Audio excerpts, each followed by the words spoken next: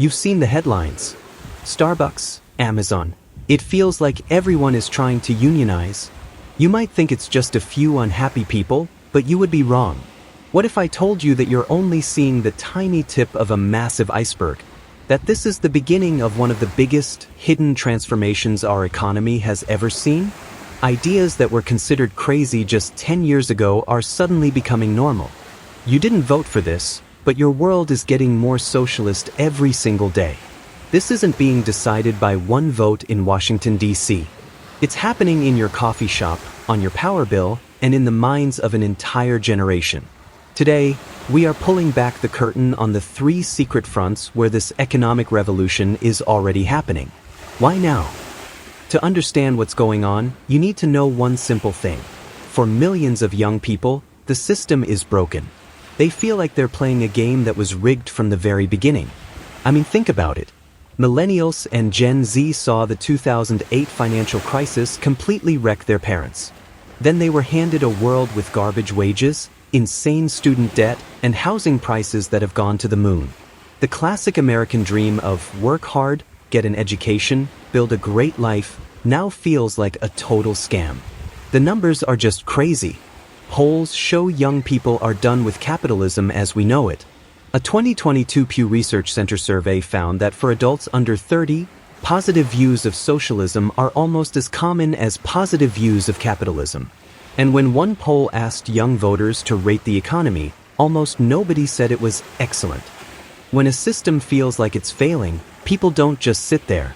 They start looking for something better. They aren't demanding a complete government takeover. They're just grabbing for real solutions that give them more stability, more equality, and more power. This isn't some fringe idea anymore. It's a massive undercurrent, and it's exploding on 3 major fronts of transformation. So where is all this happening? Not in some huge, dramatic revolution. It's happening in real, practical ways, right in our own neighborhoods. Front number 1. The new union wave. The first and most insane front is the union explosion you see on the news.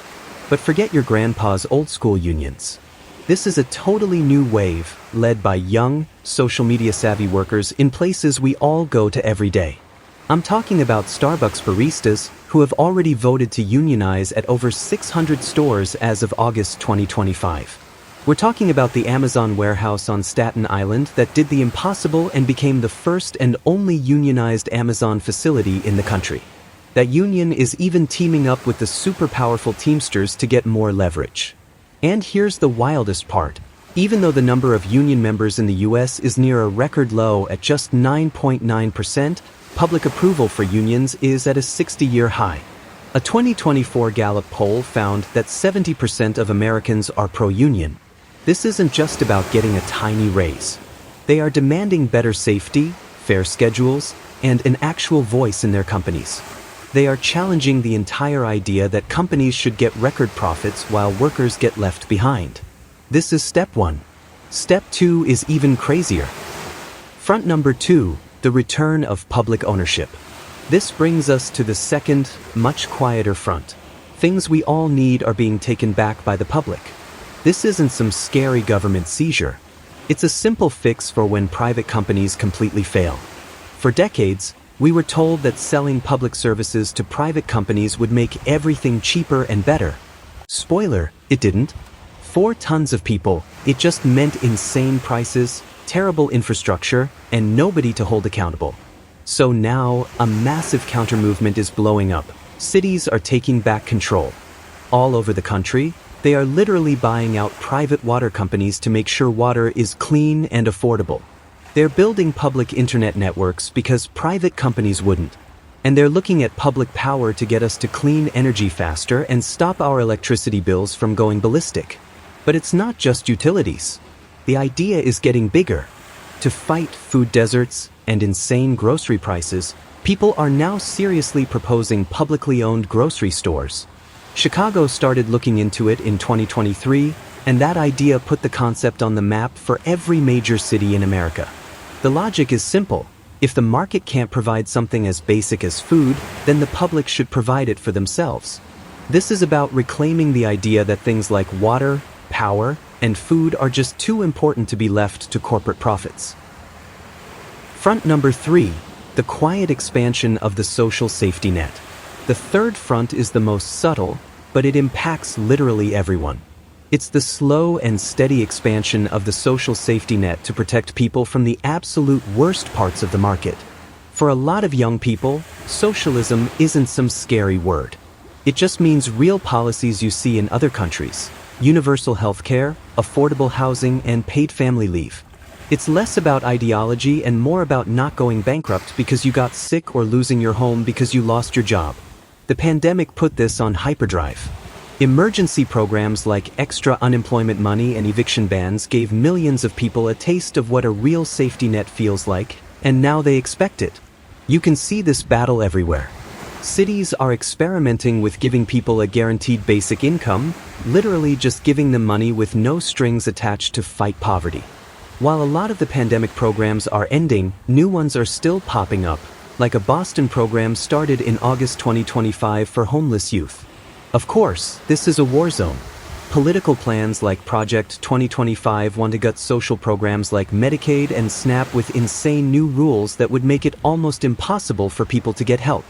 But the public demand for a bigger safety net is incredibly popular, creating a massive fight between what people want and what some politicians are doing. It's a secret war to rewrite the rules of our society. Okay, let's recap.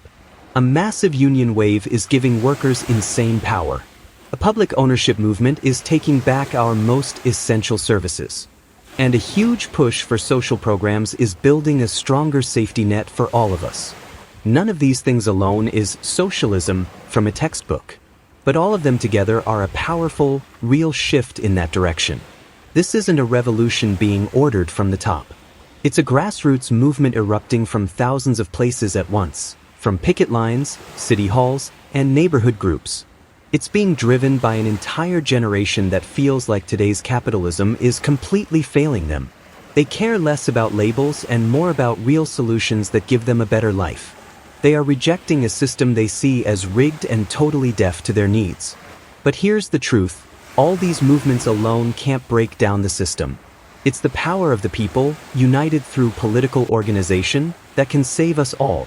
Until we build a system and choose leaders among ourselves who will put human needs front and center above profits.